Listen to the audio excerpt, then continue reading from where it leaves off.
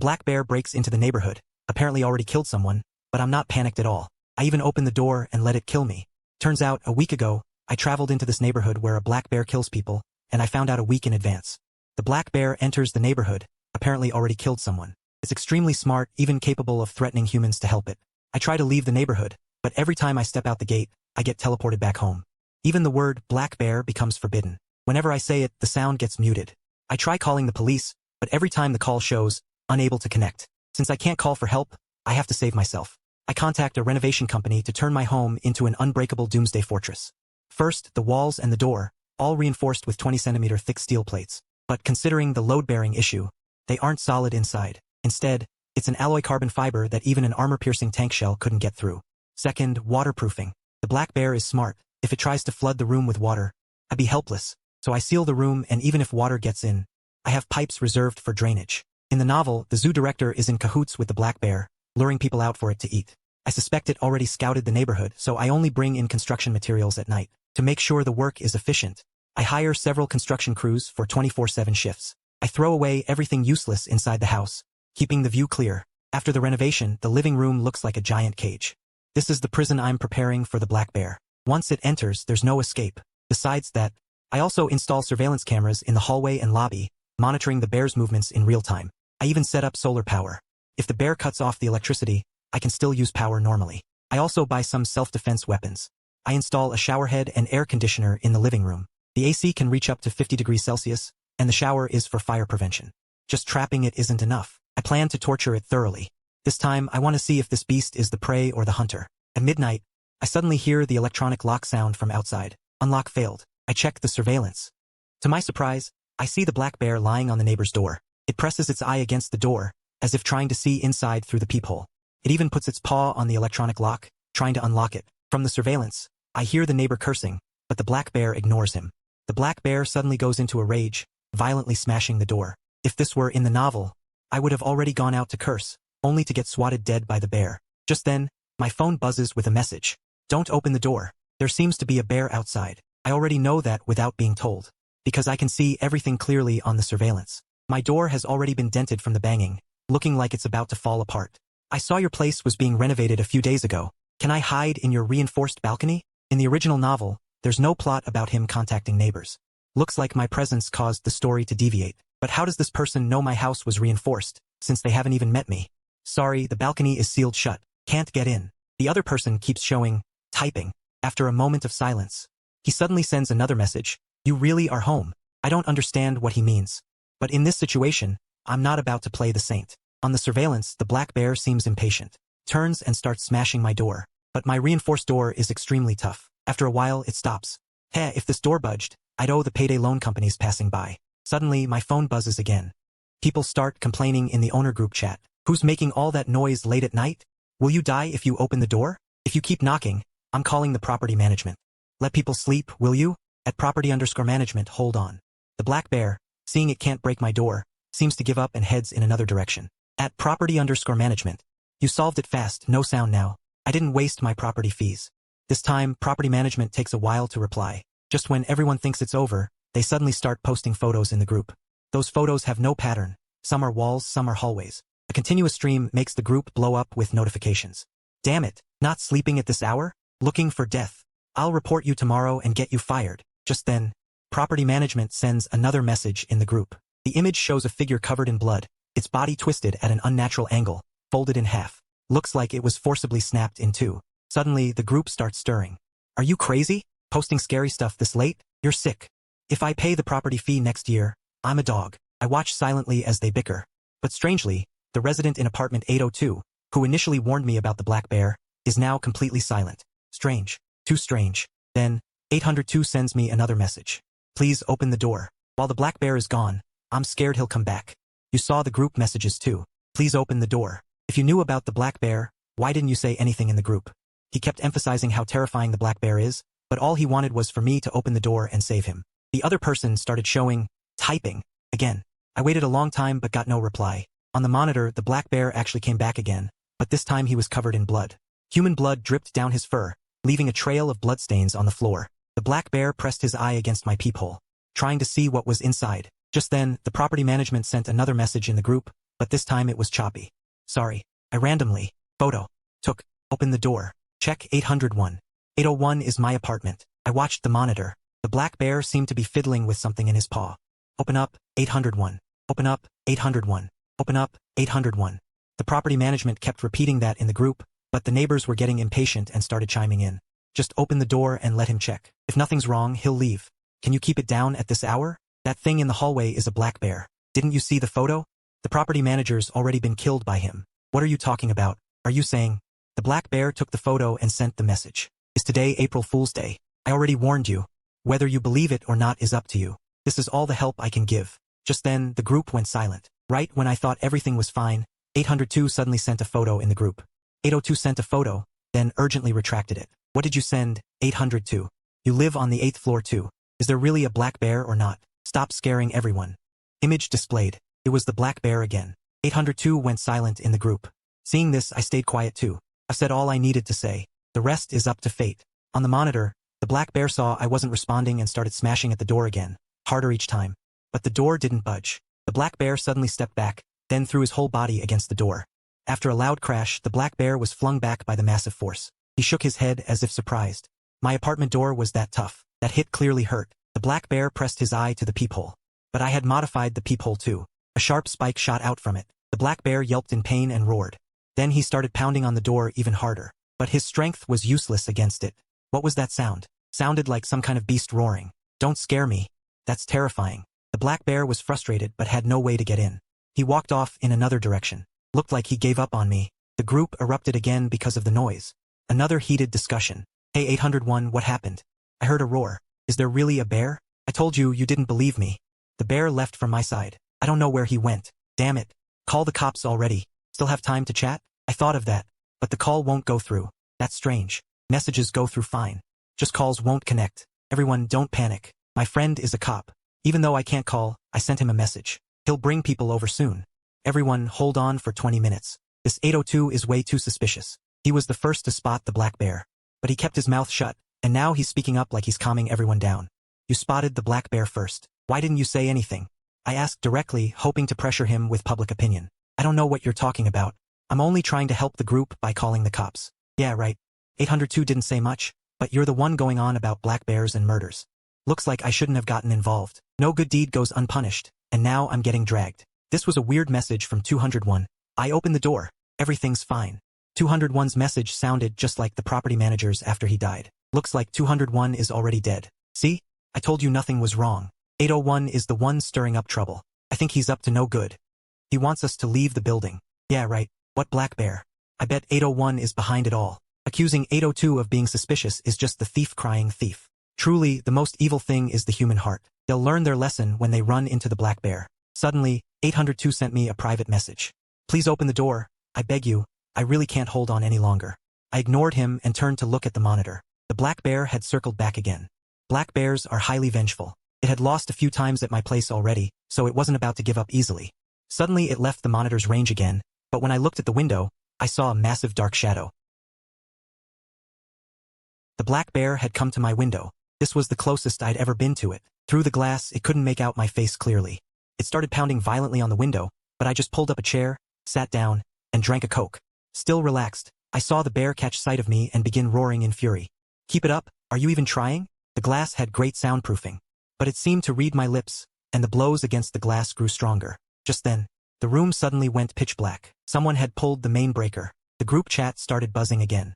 What happened? Do you guys still have power? I've got power over here. Did the main switch trip? Go notify the property management. Why bother calling them? The group chat grew more heated, but I just turned on my own self-powered generator. Good thing I'd set up a self-generating system. I wasn't afraid of a blackout. Why do you still have power? The guy next door shouldn't have been able to see that. He couldn't see inside my bedroom unless he was outside watching the building. I suddenly realized this resident in 802 definitely wasn't inside his apartment right now. He must be outside, observing the whole building. Only my apartment's lights were on. The novel never described this person. It seems because I showed up, he might be the zoo director.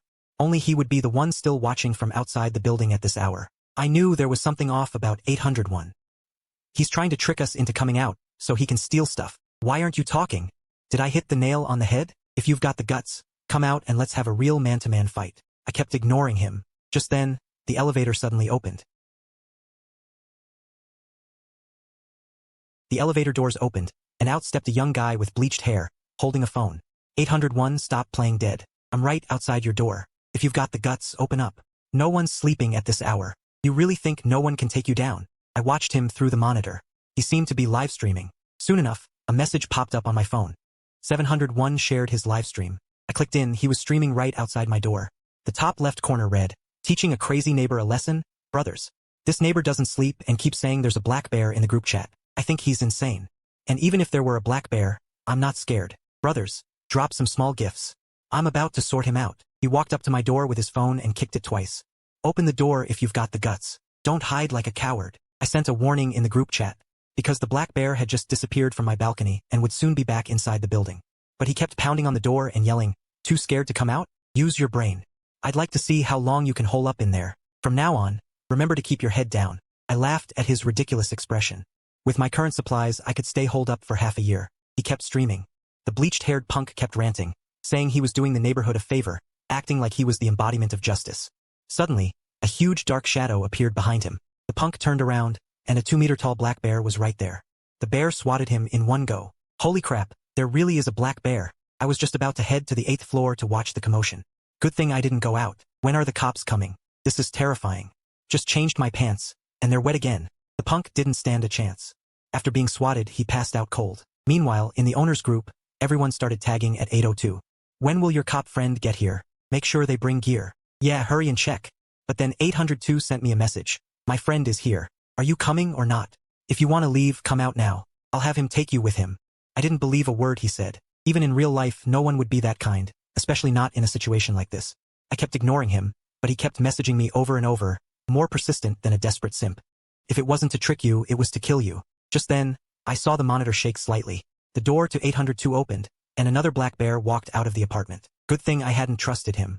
I knew from the start something was off. This black bear's build was much smaller than the previous one, but its mannerisms and movements were identical. Could it have become some kind of spirit? The two black bears disappeared into the stairwell. Soon after, I heard all sorts of screams and bear murmurs. Before long, the two black bears returned to my door.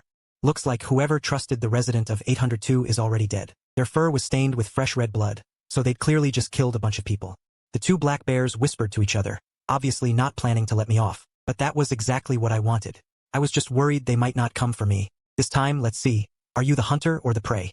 This apartment was built for black bears in the first place. I'd planned to just hunker down and never go out, but now it's clear that if I don't let them in, they won't give up. Suddenly, a mysterious man stepped out from the doorway. Hongji. I'm the zoo director. Don't worry, the black bears have been shot dead. Sorry for the trouble. If it's convenient, open the door, and I'll apologize in person. Bullshit. There's a giant black bear standing right next to you. Do you think I'm blind? Good thing I installed surveillance cameras, or else I might have actually opened the door for him. Comrade, open up. I'm not a bad guy. The zoo director is definitely suspicious, but I have no idea how he's controlling these two black bears. Still, since they're all here, let's start with some appetizers. I used my phone to unlock the front door. The two bears saw the door open and got wildly excited. They lunged forward, scrambling to get inside, as if they wanted to tear me apart. The zoo director hesitated for a moment but followed them in anyway. The instant they entered, I used my phone to shut the door. The entire living room is a cage prepared just for you. Enjoy yourselves. Now the tables have turned. I turned off the living room lights, plunging it into total darkness. Anyone who's done time knows. One of the harshest punishments is solitary confinement in the hole. A blackout cell completely isolated, with no sound at all. Just a short time in there drives you crazy, breaks your spirit. Right now, the two black bears were crashing around the living room violently, but the front door couldn't be opened. You came in, so don't even think about leaving. After who knows how long, the bears seemed to realize it was pointless, so they sat down on the floor to conserve their energy. Beasts are different from humans, they come from nature, so they handle solitude better. But the director was another story. After just 2 hours, he started getting restless and anxious. He began commanding the bears to find an exit. After several failed attempts, the bears came back empty-handed. The director ordered them again. The larger bear had already lost patience. He swatted the director, sending him flying. With a single paw. I thought the director could actually tame them, but it turns out, he was just a clown. The director lay on the ground, twitched a few times, and then stopped moving. That one blow had folded his body in half. Guess this is what you get for digging your own grave. I turned on the air conditioner and set it to 50 degrees. An endless stream of hot air flooded the living room. The two bears sensed something was wrong and started looking around nervously.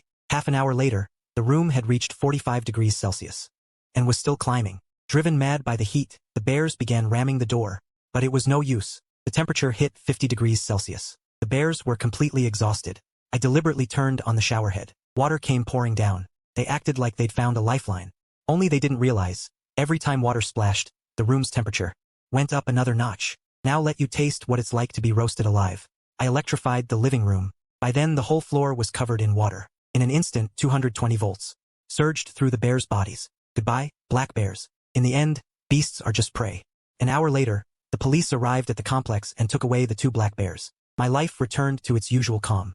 But then, right in front of my eyes, another image appeared. Countdown to new instance. 23. 59 seconds. What the hell? A countdown? Why is it still moving? 23 hours, 59 minutes. That cold voice echoed in my mind, reminding me that this was only the end of the first instance. The next horror was already on its way. This damn game won't even let you catch your breath. It really wants to push you to the edge. I had no time to feel sorry for myself. In this twisted world, stopping means death. I grabbed a mop and started cleaning up the standing water and bloodstains in the living room. The water slowly drains through the pipes I installed. This tile needs to be scrubbed 3 times. The whole place reeks of that beast stench. Disgusting. As I work, my mind races. The first challenge tested the door's strength. So what's the second one going to be? A fiercer monster? Some kind of extreme weather disaster? If it's a deep freeze next time, will my air conditioner's heating be enough? I need to check again. I walk to the window. I look out at the pitch-black neighborhood, the streetlights flickering. Those surviving neighbors, they're probably huddled under their blankets, trembling. I don't feel any pride as a savior because I know we're nothing but ants in the grand scheme. No matter what comes next, I'm going to survive. Nobody's taking my life. I do one last check on the generator and supplies. Power's still good, water's plenty. I turn off the main light and lie down on the bed, staring at that flickering number, just waiting for the next game to begin. The countdown keeps ticking away. I lie in bed, tossing and turning, unable to sleep. My phone screen keeps lighting up. It's messages from the owners group. The black bear is dead, but the fear hasn't disappeared. Everyone's frantically discussing the horror just now. More are mourning dead family members. Someone at S801. You've got power, can you spare some? My mom has a bad heart. Her oxygen machine stopped working. Yeah, your place is so well renovated. You must have food too, right? My daughter's hungry and crying. Seeing these messages, I let out a cold laugh and don't reply. Now you come begging? When you called me crazy earlier, said I was stealing, you weren't so polite. Just then, that door of 802, which had been silent all along, opened again. Through the surveillance camera, I see a figure in a red raincoat sneaking into the hallway. Isn't the building manager dead? Who's this? The figure wanders the hallway for a while, then actually places a white piece of paper on every door. When he reaches my door, I hold my breath. He doesn't knock. He just stares at my security camera and gives a creepy smile. His face looks exactly like the dead building manager. A twin? Or is it not even human? Just as I'm about to take a closer look, the figure vanishes like mist from the monitor screen. Then a photo pops up in the owners group. What is this? Who put a talisman on my door? My heart skips a beat. I glance at my phone. The countdown shows only 12 hours left until the next round starts. When the countdown hits 0, I don't hear any deafening roar. Instead, the world falls into an eerie silence. I walk to the window. The sight before me makes me gasp. The muggy rainy night has vanished instantly. In its place, thick snowflakes are falling everywhere. So cold. The temperature is dropping way too fast. In less than 5 minutes, thick frost patterns cover the windows. The outside temperature is plummeting visibly. From 86 degrees Fahrenheit straight down to below -4, and it's still dropping. The owners group goes into full panic. Help! My water pipes burst. Why is it snowing all of a sudden? So cold, so cold. The heating isn't working at all. Where's the property management? Where the hell are they? I immediately turn on the central air conditioning.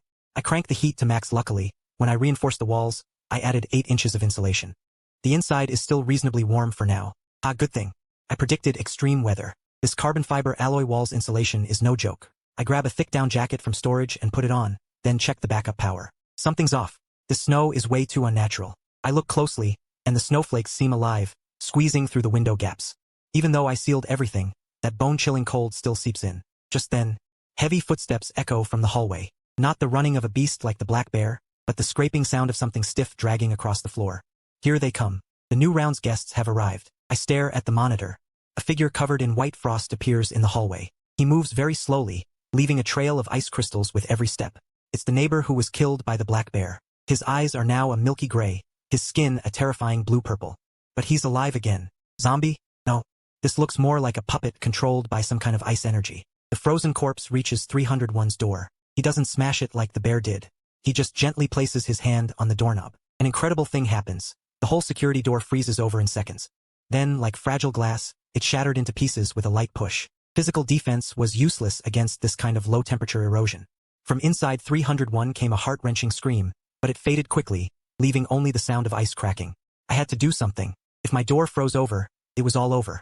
I rushed to the living room and adjusted the air conditioner's vent, aiming the hot air directly at the door. At the same time, I pressed another button. Try this, a thermal defense system I specifically prepared for extreme cold. Inside the outer layer of the door, high-resistance wires started heating up. The entire door instantly turned scorching hot. The frost outside evaporated into steam before it could even get close. The ice shaman seemed to detect the heat coming from my side. It slowly turned its head, its hollow eyes staring straight at my surveillance camera. Come on, let's see if you freeze faster or I burn faster. After feeling the high temperature of the door, the ice shaman outside seemed hesitant, paced around for a while, then turned and walked toward the elevator. Before I could breathe a sigh of relief, the knocking started again. But this time it was human fingers gently tapping. Li Qing? Li Qing, are you in there? Please, open the door. My daughter is. I looked through the peephole. It was the young mother from 502. She was holding a shrunken bundle, frost clinging to her eyebrows, her lips purple from cold. This woman, originally an assistant, had nearly stabbed the original owner with scissors over half a loaf of bread. I sighed and didn't open the door. In this apocalypse, kindness was the most expensive luxury. You need to leave. I can't help you. Go to the machine room on the top floor. There might still be some residual heat there. Li Qing, you have electricity and heating. How can you just stand by and watch me die? We're all neighbors. You'll rot in hell. She started kicking my door wildly. Her shouts drew back the ice shaman that had already left. And not just one. At the end of the hallway, 3 more appeared, all radiating that same chilling aura. Damn it, this stupid woman was going to lure every monster here. I saw on the monitor the woman from 502 being grabbed by the shoulder. By the ice shaman behind her. She let out one final desperate scream, then in an instant turned into an ice sculpture. After dealing with her, the monsters set their sights on my door again. This time they didn't retreat. Instead, they all pressed their hands against the door. Shit, the heating rate of the high-resistance wires couldn't keep up with their freezing speed. The door groaned under the strain, and wisps of cold began seeping through the cracks. I looked at the only mystical weapon I had left, my final trump card. Since they wanted in, let me show them what a real crematorium looks like. The frost on the door grew thicker and thicker. Even as the high-resistance wires blazed with heat, they couldn't hold back the combined low-temperature erosion from 4 or 5 ice shamans outside. The metal door twisted with a teeth-grinding sound, as if it might shatter at any moment. These monsters actually knew how to attack together. Looked like this extreme cold dungeon was a whole tier harder than the black bear. Seeing the cold about to creep through the cracks into the living room, I didn't retreat. Instead, from behind the sofa, I dragged out a waist-high red cylinder. This was a high-pressure thermal jet I'd specially sourced from the black market when reinforcing the house. I'd originally saved it for that principle. Since you couldn't wait, I'll use it on you first. I didn't open the door directly. Instead, I used my phone to activate the backup vent installed above the doorframe. That hole was originally for ventilation and shooting, but now it became my firing port. Burn, you bastards! A bright, dark red dragon of fire roared out from the vent, instantly engulfing the bone-chilling cold outside. Heat and extreme cold collided, filling the hallway instantly with thick white steam. On the monitor, those ice shamans were caught off guard by the sudden blast of heat. The frost on their bodies melted rapidly, revealing withered skin underneath. They let out piercing screams in the flames. Physical defense couldn't stop you, but how about this 2,000-degree torrent of fire? The leading ice shaman, under the impact of the flames, began to flake apart like broken porcelain. Finally, unable to hold up, it crashed heavily to the ground and dissolved into a pool of black liquid. The remaining monsters, sensing trouble, turned and stiffly fled into the elevator. I had repelled the first wave of ice shamans, but I didn't let my guard down. I cranked up the door's heating power and set the air conditioner to max fan speed, maintaining the indoor temperature. Strange, these monsters retreated too neatly. It was almost as if someone was commanding them from behind. I switched through the surveillance feeds, trying to find traces of that red-feathered figure. But the hallway was empty, except for the frost and a few neighbors frozen into ice sculptures. Then I noticed something. The survivors who had been hiding in rooms like 201 and 301, their doors were all wide open now. Had they all been taken? I slowed down the surveillance playback. The footage showed that while the ice shamans attacked my door, another group of faster, gray figures rushed into those ordinary reinforced doors. Those neighbors didn't even have time to scream before being dragged into the dark depths of the hallway. This sight sent chills down my spine. This wasn't just killing a bear, it was a calculated harvest. What is hidden in this complex? The system mentioned a dungeon. Could it mean turning everyone in the building into those monsters? The owner's group went completely silent. The last message was from the woman in 502 begging for help. That dead silence was more suffocating than the bear pounding on my door.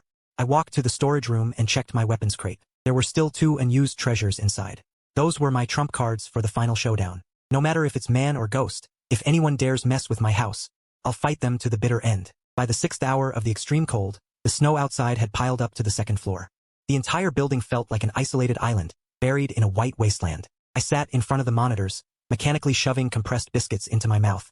Suddenly, a familiar figure appeared on the screen. It was the woman in the red feather coat. She had come back to my doorstep, and she was carrying a steaming insulated food container. Somehow, she could still move freely through the freezing hallway at 50 below zero. She slowly opened the container in front of the security camera.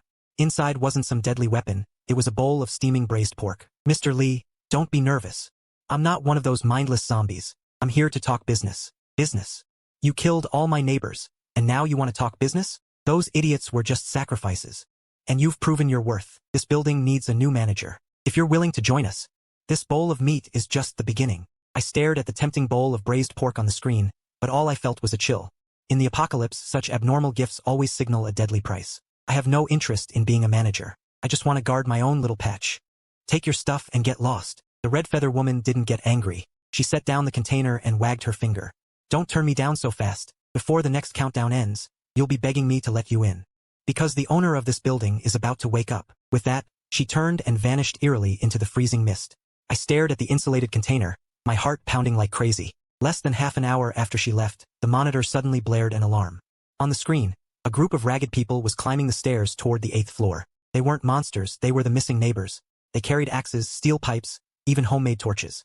Their eyes were full of madness. They weren't dead, but their mental state was clearly off. Leading them was the middle-aged man from 301, his body frozen blue but seemingly feeling no pain. As he climbed, he screamed wildly, "Li Qing, hand over the miracle medicine." Mr. Hong said, "If we drink your divine water, we'll never be cold again." I understood instantly. That red feather woman wasn't just using monsters to harvest people. She was also exploiting human greed to drive these survivors. She wanted to use these neighbors as cannon fodder, to wear down my fortress's defenses. Divine water? That guy sure knows how to spin a story. Dozens of neighbors crowded my door. They weren't begging anymore, they were like wild animals. They started digging frantically at the wall around my doorframe. They knew the door itself was searing hot, so they tried to tunnel through the wall. The wall was reinforced with alloy steel plates. You could dig until next year and never get through. But I underestimated their madness. They started piling flammable materials at my door, trying to melt the sealant with fire. A bunch of lunatics. Since you don't value your lives, I don't need to hold back. I pressed the red switch under the living room floor. That was the 4th trap, originally designed to stop a bear from digging. Final warning. Back off or face the consequences. Facing the neighbors who were frantically digging at my wall, I didn't hesitate. I decisively hit the 4th trap's activation button. With a series of loud clanks, the floor panels on both sides of the door flipped open. Several gleaming alloy steel spikes shot up, forcing the frontmost neighbors to retreat. Though I held back, only tearing their clothes and piercing their shoes, the sudden mechanism still drew screams from the crowd. That's just a warning. Anyone who takes another step forward, next time, these spikes go through your feet. The once frenzied crowd froze like cold water had been thrown on them. They all stepped back. The middle-aged man from 301 turned pale. His axe clattered to the floor. He really has traps. Mr. Hong didn't say anything about this. Just as the neighbors hesitated, the red mist in the hallway thickened. The voice of the red feather woman echoed through the corridor, carrying a hypnotic power. "Don't be afraid. He's only one man. If you break in, you'll gain eternal life. You'll never suffer from the cold again." The neighbors who had retreated grew dazed and frantic again. They seemed to have lost all sense of pain, climbing over the spikes, trying to fill the traps with their own bodies. These people were insane.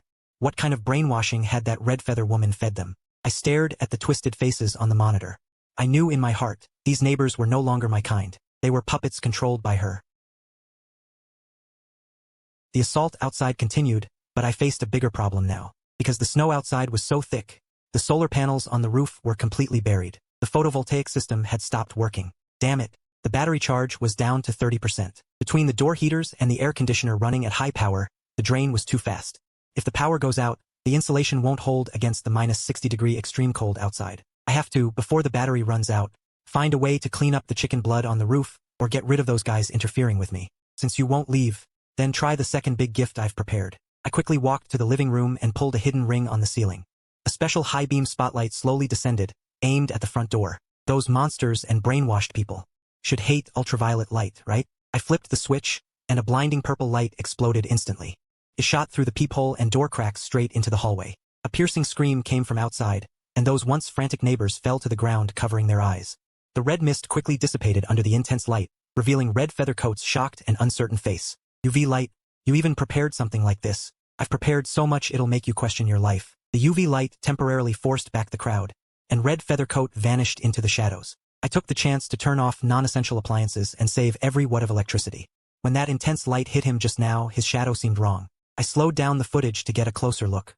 Under the bright light, Red Feathercoat's shadow wasn't human-shaped, but a huge, monstrous outline covered in countless tentacles. He's not the principal's twin at all. He's the real boss of this instance, or rather, the avatar of that master. Just as I was figuring out a countermeasure, the temperature inside the room suddenly began to plummet. I had all doors and windows tightly shut, yet in the middle of the living room, an icicle materialized out of thin air. What's going on? Can he just walk straight through the walls? The icicle rapidly expanded, and even transformed into the likeness of Red Feathercoat. This time he wasn't wearing that feather coat, revealing a bizarre body covered in frost. Li Qing, did you think hiding in this iron shell would keep you safe? Every brick and tile of this building is under the master's control. Since you're in, don't expect to get out alive. I lunged at the ice figure, the electric baton crackling with blue arcs, but my body passed straight through its form, as if it were just a holographic projection. Though that ice figure looked like a projection, the chill it brought with a wave of its hand was real.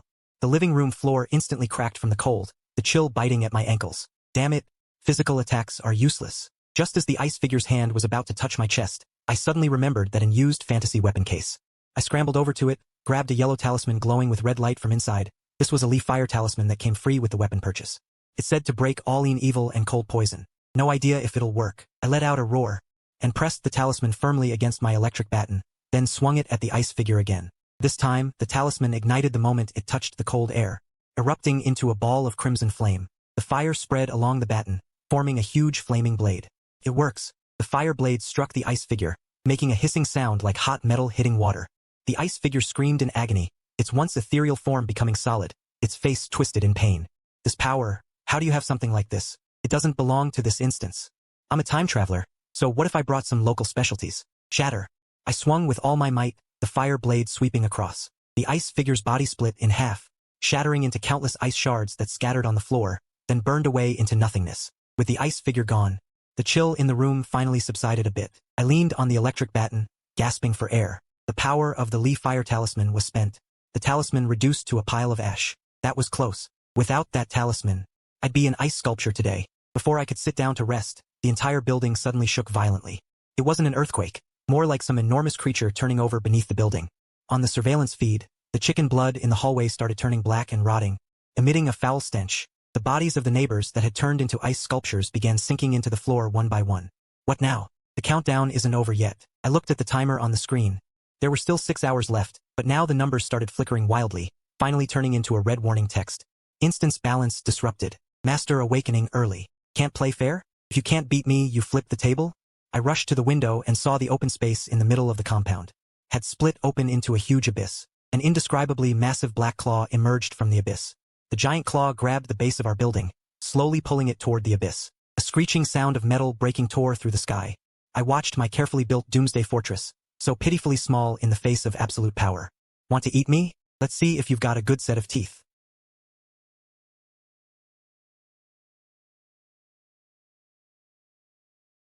The building shook violently, but not because of some underground monster. It was because the building's foundation had suffered devastating damage. Through the surveillance, I saw Red Feathercoat downstairs directing a few small excavators, furiously digging at the load-bearing walls. These lunatics.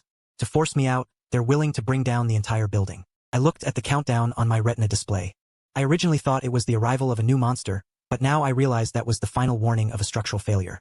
If the building tilts more than 15 degrees, my carefully crafted fortress will become my iron coffin. No, I can't just sit here and wait to die. Since you want to tear down the building, I'll give you something extra. I rushed to the control panel and activated the emergency reinforcement system installed on the lower floors. Those were several thick hydraulic support rods, originally meant for earthquake resistance, now acting as the building's last lifeline. Hold on, just hold on. As the support rods drove into the ground, the shaking of the building slowed temporarily, but I knew it wouldn't last long. On the monitor, Redbeard, failing to break in by force, had ordered several huge gasoline barrels brought in. He was going to use fire. The walls are heat-resistant, but prolonged burning would eventually weaken their strength. Watching Redbeard give orders from the roof, I understood that the real battle had just begun. A massive fire erupted downstairs, and thick black smoke clawed its way up through the stairwell and window cracks. Even with my airtight seals, that pungent smell of tar still seeped in. But the smoke was toxic.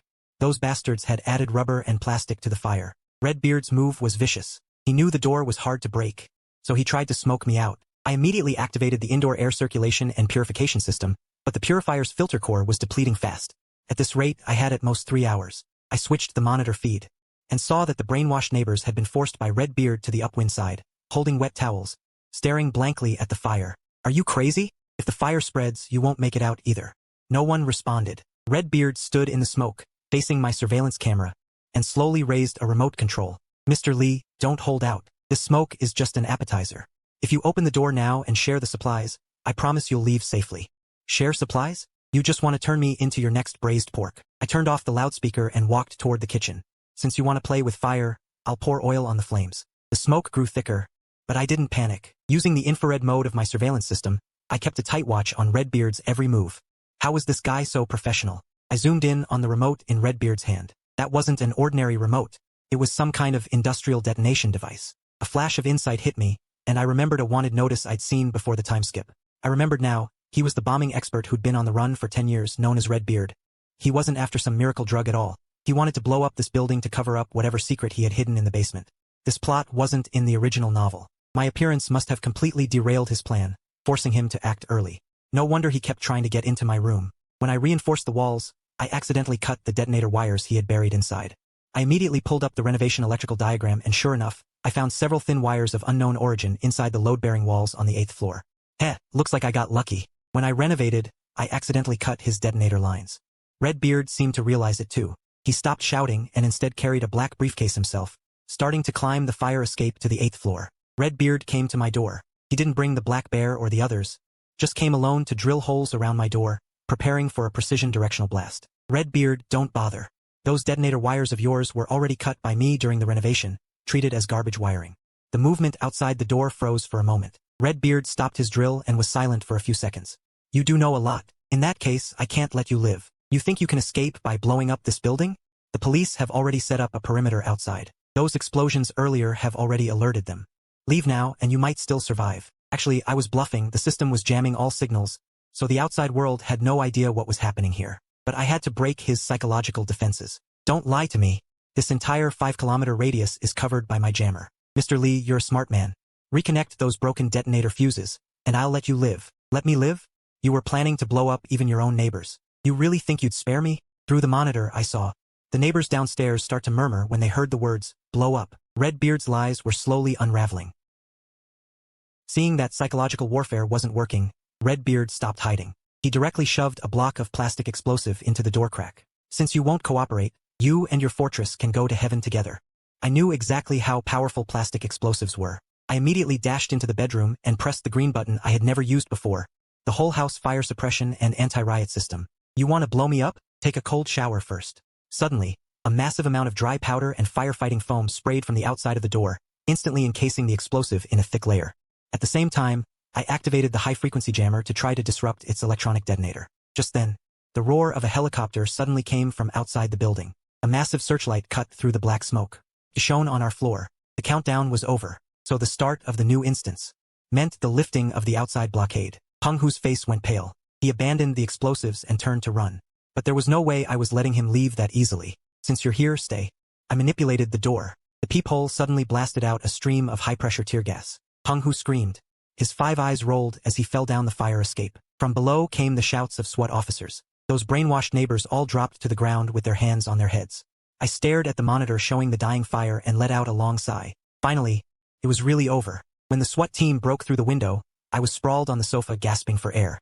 Peng Hu, his face streaming with tears from the gas, was dragged down the fire escape like a dead dog by 2 officers. Officers, don't shoot. I'm the one who called it in. I'm also the owner of this house. I was led out of the fortress that had protected me for over half a month. The moment I stepped out the door, the hallway was filled with fully armed officers and neighbors receiving bandages.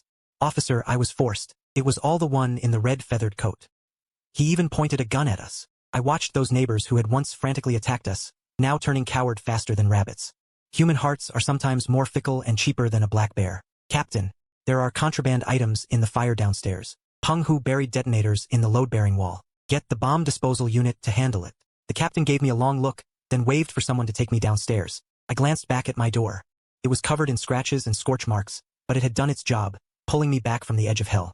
Sitting by the ambulance, I thought everything was over. But when I instinctively glanced at the retina stone, that damn countdown hadn't disappeared. Instead, it had turned gold. Phase 1 Survival Challenge completed.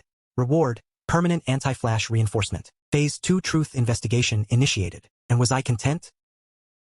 I was placed in a temporary tent outside the complex. On the surface, it was for protection, but really it was a form of house arrest. Peng-hu remained silent in the interrogation room. The police investigation hit a dead end. How was that possible? All developer information about this complex had been wiped. Using the fortress's built-in encrypted network, I hacked into the property management back-end database. I discovered that all owners in this building, including me, were actually on a special watch list. The Black Bear's intrusion wasn't an accident. Though the extreme cold was a natural phenomenon, Peng-hu's appearance was definitely premeditated. I found a file labeled Stress Test. It turned out this complex was an experimental site built by a company called Deep Space Pharmaceuticals, aimed at testing human behavioral logic under extreme stress. So we were all lab rats. The Black Bear was released by them. Peng-hu was also sent by them. Just as I was about to dig deeper, rapid footsteps came from outside the tent. I quickly put away my phone, lay down on the cot, and pretended to sleep. That Li Qing still hasn't talked? The renovation plan he has is very valuable to us. We have to get it. My heart skipped a beat, so they hadn't given up. Even the property manager was one of them. If you want to play, then I'll flip the whole board over. Taking advantage of the shift change for the guards, I slipped out of the shelter. I didn't run. Instead, I avoided the patrols and snuck back into that now empty building. Still felt like home. Even though it was just a shell now, only here did I have a chance to fight back. I re-entered the room using the fingerprint lock. The system detected my return and reactivated all the defenses. Unauthorized intruder detected approaching. Activate automatic defense. Not yet. Feed the surveillance feed to my phone. I want to see what these scientists are really up to. The monitor showed several people in white protective suits sneaking into the basement garage. They were carrying large boxes that looked like sampling equipment. Just as I thought, they were here to clean up the experimental evidence. If I let them take the evidence, I'd never clear myself of the suspicion of violent resistance. I opened a hidden floor panel in the living room and pulled out a high-power signal transmitter. This was my trump card left over from the renovation, capable of cutting off all electronic devices within a kilometer. Want to clean up the traces? Turn your equipment into scrap metal first. I pressed the transmit button. Instantly, the lights in the entire building flickered. Cries of surprise came from the basement garage. The property manager led a few burly men and forced my door open. They thought I was still at the shelter, but they didn't expect to find me sitting in the living room rocking chair, holding a glass of cola. Manager, bringing people to check the water meter in the middle of the night? That's some efficiency. Li Qing, so you really are a variable. Hand over that file and I can apply to the company to make you a partner. Partner? Like Honghu, who you discarded like a pawn, or like the neighbors who you treated as waste. The thugs closed in around me, but I didn't panic at all. I forgot to mention, the floor in this living room is now electrified. I pressed the motor button on the armrest of the rocking chair. Screams erupted instantly. Before the thugs could even get close, they were knocked to the ground by high-voltage current. The property manager, wearing insulated shoes, narrowly escaped. But his gun was already aimed at my head. You think these little tricks can save your life? Die! The moment he pulled the trigger, I activated the high-pressure water curtain on the ceiling. The water not only obstructed his vision but also turned the entire living room into a superconductive field. Goodbye, manager. Next life, when you run experiments, remember to pick a neighbor who doesn't like to renovate. The current surged through the water and instantly coursed through his body. The property manager twitched violently a few times, then collapsed limp. When the first rays of morning sunlight shone into the living room, a fleet of police cars had already sealed off the entire neighborhood. This time it wasn't SWAT, it was X's special task force. Here's the evidence you wanted. All the experiment logs, transfer records, everything is on this USB drive. I stood in front of the building, watching the executives of Deep Space Glory get handcuffed one by one. The system countdown that had been haunting me finally hit 0 at that moment, turning into a line of green text. All instances cleared. Host granted permanent residency rights. System officially unbound. Could I finally just be a normal person? We were brought back one by one, though the way people looked at me was still filled with awe and distance. No one dared to knock on my door anymore. No one dared to guilt-trip me in the group chat. Mr. Li, good morning. Morning, Grandpa Wang. I returned to my fortress. The steel plates on the walls were still there. The spikes on the peephole hadn't been removed. In this uncertain world, these cold, hard metals gave me the greatest sense of security. Even though the system was gone, I planned to keep this renovation forever. After all, who knows if a new black bear will come knocking tomorrow.